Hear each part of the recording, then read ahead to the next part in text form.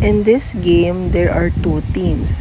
Team A, Daniela and Alona, and Team B, Jenner and Gian. Team A serves first, which is Daniela. In pickleball, the first serve starts with server to position to prevent unfair advantage. Daniela wins the rally and Team A scores a point, and Daniela switches sides.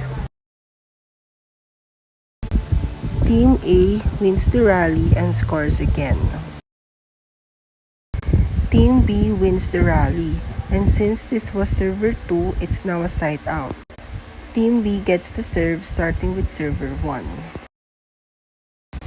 Gian's serve wins the rally, and Team B got their first point. Team A wins the rally, but since they're receiving, they don't score a point.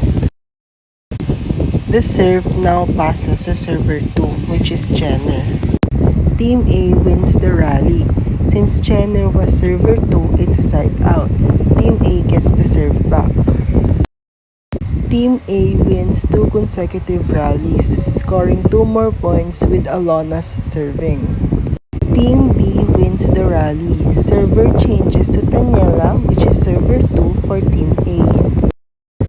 Daniela wins 2 straight rallies, scoring 2 more points for Team A. Team B wins the rally, side out, serve goes to Team B. Jenner wins 3 consecutive rallies, Team B scored 3 points in a row. Team A wins the rally, Gian gets the serve for Team B. Team A wins the rally, side out, Alona gets the serve. Alona wins 3 rallies in a row, Team A is now at 9 points. Team B wins the rally, Daniela gets the serve for Team A. Team B wins the rally and gets the serve back. Can they mount a comeback? Jenner wins 2 rallies. Team B scores 2 points, but Team A still leads. Team A wins the rally. Gian gets the serve for Team B.